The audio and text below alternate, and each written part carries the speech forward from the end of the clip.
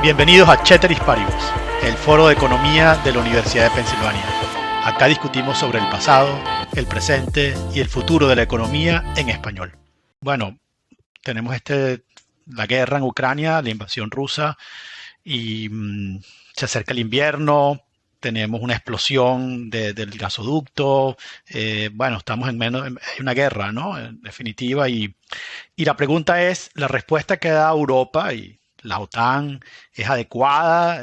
Se aplicaron sanciones, es suficiente. Tú has propuesto, por ejemplo, un arancel al petróleo ruso que podría ser más eficiente que el embargo. Cuéntanos un poco eso y cómo crees, ¿no?, que se acerca este fin de año con toda esta situación.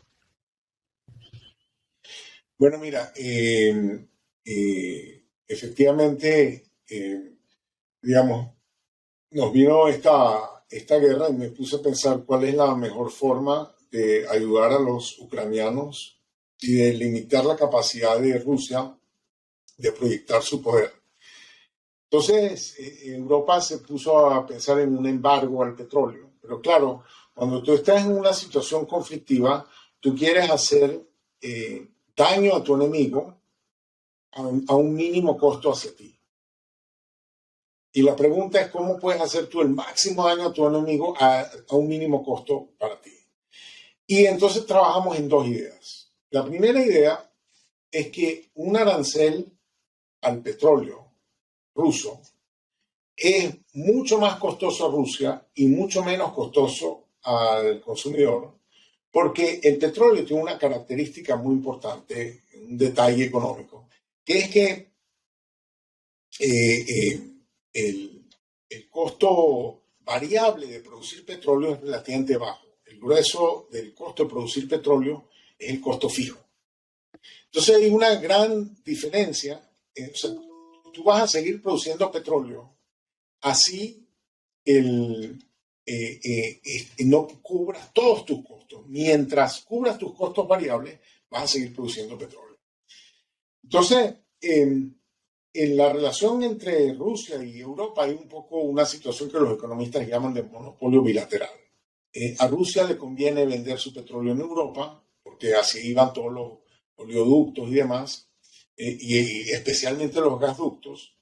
Y a Europa le conviene comprar el petróleo de ruso porque ahí es donde tiene toda esa infraestructura de oleoductos y gasductos y demás. Si Europa unilateralmente dice, yo te pongo un arancel, pues Rusia no va a tener otra que pagar el arancel, no va a poder subir su precio de mercado, porque el consumidor va a decir, yo no voy a pagar más por el petróleo ruso que por el petróleo saudí equivalente, ¿no? Entonces, como el precio internacional va a ser el precio internacional, el precio del petróleo ruso va a tener que ser el precio internacional menos el arancel. Y entonces así, tú te quedas con el petróleo ruso y ellos no se quedan con el dinero, o se quedan con mucho menos dinero. Esa es la idea. Si tú dices, yo voy a ponerle un embargo al petróleo ruso, y entonces hago difícil que Rusia pueda vender su petróleo. Entonces, claro, el precio internacional del petróleo va a subir porque cae la oferta mundial de petróleo, va a haber menos petróleo en el mundo, más caro, entonces tú te vas a volver más pobre y el petróleo que Rusia va a poder vender, lo va a poder vender más caro. Entonces ellos no necesariamente se vuelven más pobres, pero tú seguramente sí te vuelves más. Correcto. Entonces creo que es una política contraproducente. Y creo que en este momento están añadiendo al embargo una política de ponerle un precio máximo al petróleo o ponerle un precio máximo al gas. Y eso funciona en cierto sentido como un impuesto.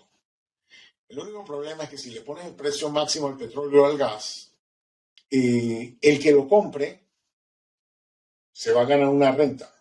Porque claro, está comprando por debajo del precio, al precio máximo que le permiten, pero el precio del mercado es mucho más alto.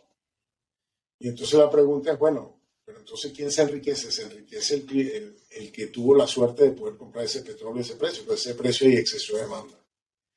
Entonces, creo que ese límite de precio, ese precio máximo, habría que acompañarlo de una forma de sacarle los impuestos al que compró eso, para poder redistribuirlo, ya sea para subsidiar al consumidor o ya sea para ayudar a Ucrania.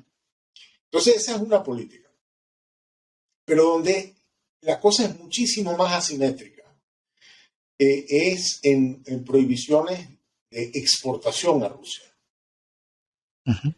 Entonces, estamos sacando justo ahora un paper, esta semana, un paper sobre un modelo de cómo optimizar sanciones a las exportaciones a Rusia.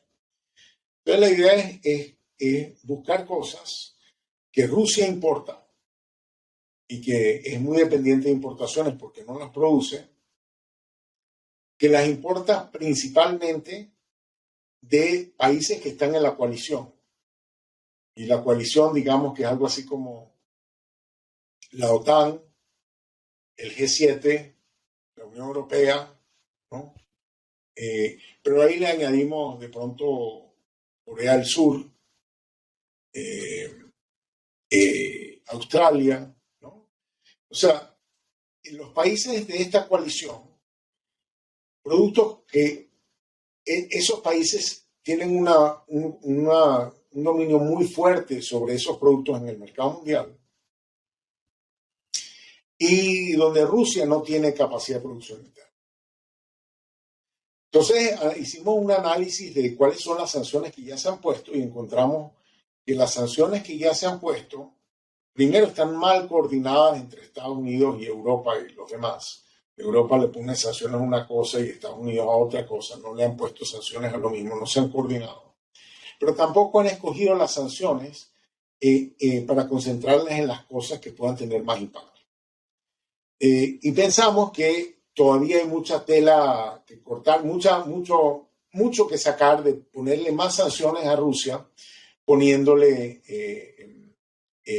o sea, prohibiendo exportaciones a Rusia. Y lo interesante del asunto es que las exportaciones de la coalición a Rusia son un porcentaje muy pequeño de lo que la coalición exporta, pero son un porcentaje muy, muy grande de lo que Rusia importa.